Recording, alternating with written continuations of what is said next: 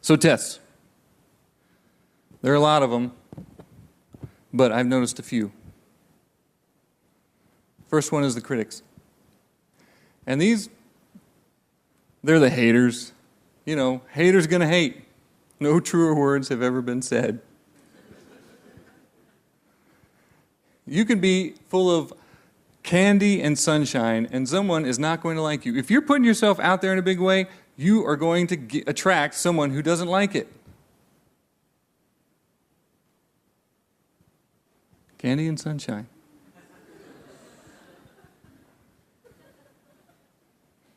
Right? You know, if you're putting yourself out there, it's going to happen. Like my ex-girlfriend says.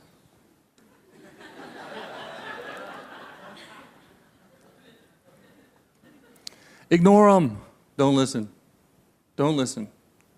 It's really easy to be like, it's really easy to put an anonymous comment on Facebook. All you have to do is scroll down five comments and down in social media and lose all faith in humanity.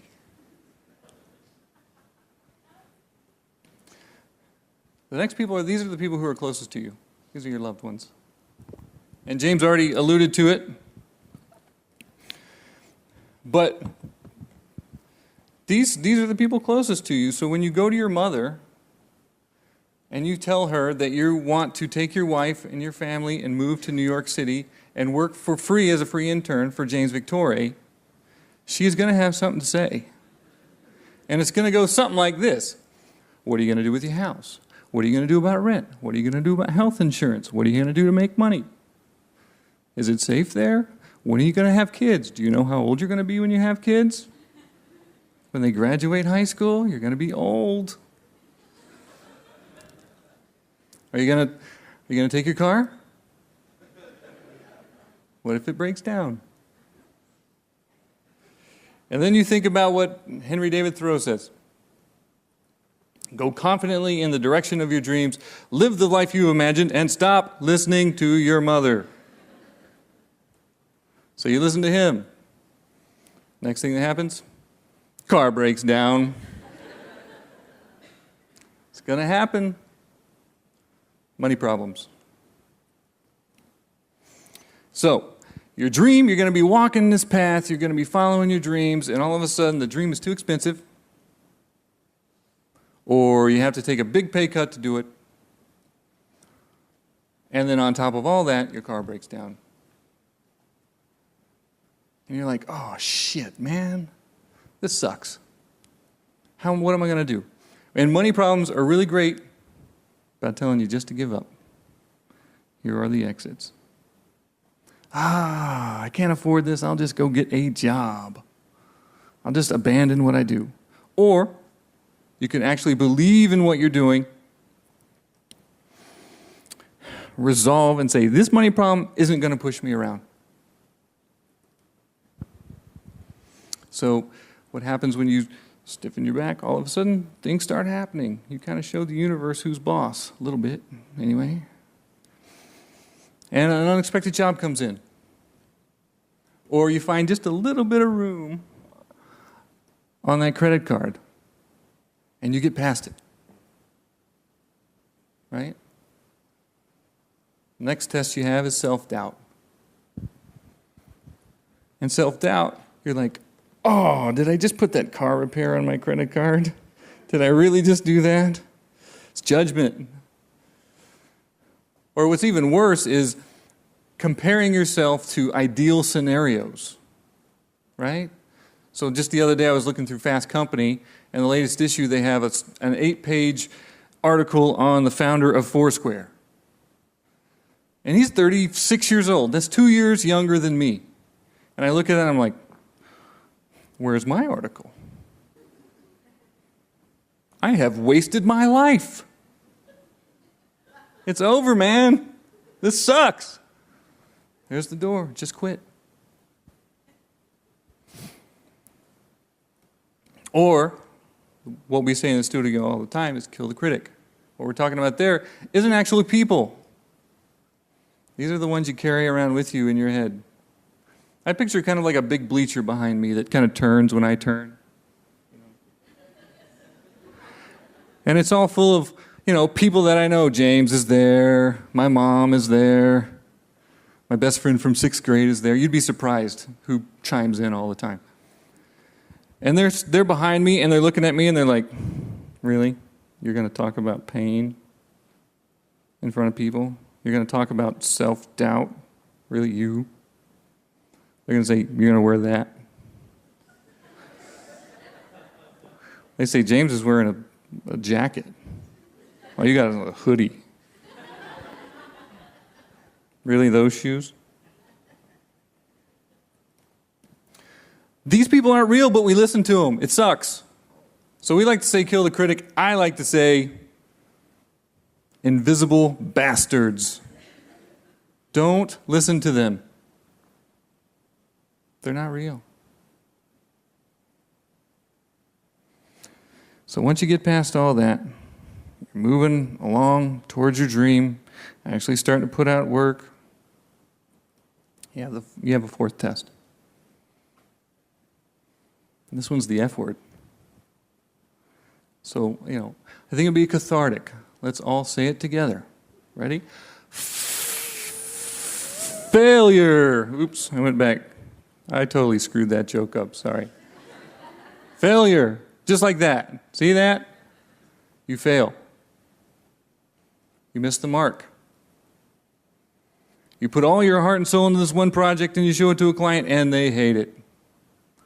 Or what happens to me is I work on something I think is cool, I show my wife and she's like, Failure. Friend of mine, we went to high school together. He draws and writes this awesome comic called The Goon.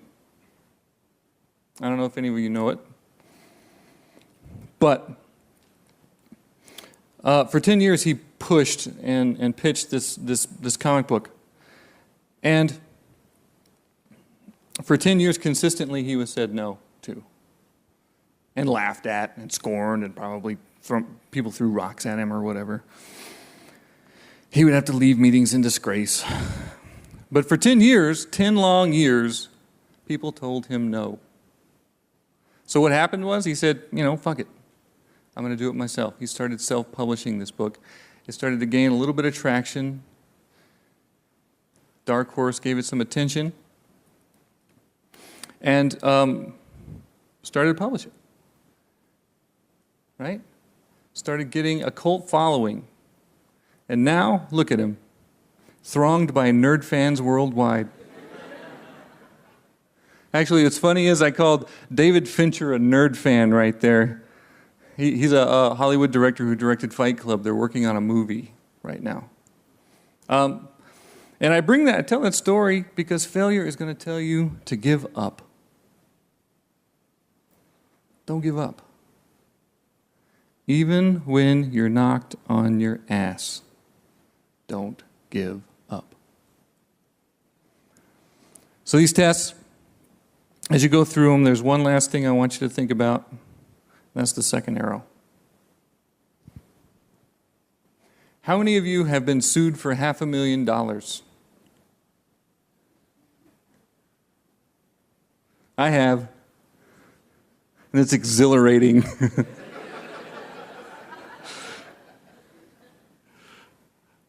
I was in a stupid little fender bender one time. I accidentally pulled out in front of somebody, and they hit me.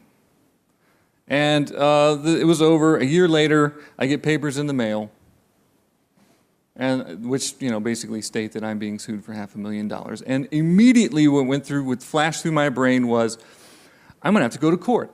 I'm going to have to testify. I'm going to be cross-examined by the prosecution, which scared the shit out of me, right? And then I'm going to lose. I have to pay back $500,000 when I only make $50,000 a year. I'm going to lose the house. My wife's going to leave me. She's going to take my dogs. I'm going to live on the street. And one day, how I'm going to meet my bitter end is someone's going to stab me in the back over my gold fillings in the soup kitchen line. Split second. That's all it took me from here all the way to death.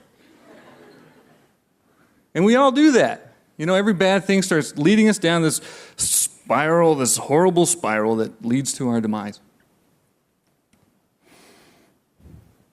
I met with the attorney. He didn't even introduce himself. He walked in the room and he said, "Mr. Thompson, don't worry about this." He said, "This lawsuit is completely frivolous. It's a work of fiction. These people have a record of trying to milk the system. It's going to be gone." And I just assumed every lawyer tells you that. So what did I do? I made it my part-time job, my hobby, my second career to worry about this damn lawsuit for the next year. 30% of my brain power was chewing up this worry. It was just like, I'd be driving down the road, it's like, oh, it's a pretty day, and it was like, too bad you're getting sued. You know? Or we would be out at dinner and be like, this is such a lovely meal, and it would be like, too bad you're getting sued. Right? Couldn't escape it. I was perpetually Mr. Sweaty Palms, kind of like I am right now. For a whole year, I tortured myself over this thing. And one day, it just vanished. It went away. The lawyer called me up. He said, we've settled. It's going to not cost you any money. Don't worry about it. I told you it was fine. It's done. Have a nice life. But for a whole year, I invested utter turmoil. And that's what the Buddha was talking about. When bad shit happens, oh, I'm getting sued. That's the first arrow. The second arrow is the one we apply to ourselves. Oh, if I had just not pulled out in front of that guy. Oh, my life is ruined. It's the bad stuff. It's the stuff we apply to ourselves. So don't do it. It's okay to be scared, but don't add all this other stuff to it. So when you go through trials and tests and experience this pain, it's the first arrow. It's okay to be scared. We say it all the time. It's okay to be scared and brave at the same time. Actually, we say scared shitless and brave at the same time. But that's how it works. The key phrases there are not scared shitless or be brave. The key phrase is, it's okay.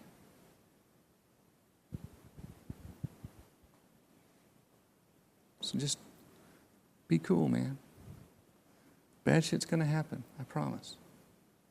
But it's okay. Okay? Okay? Okay. Told you there'd be tests. I'm about to dismiss for lunch.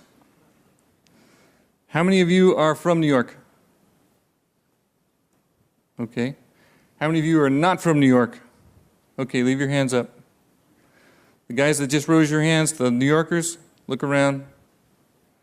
These people are not from New York. You don't know them. Go to lunch.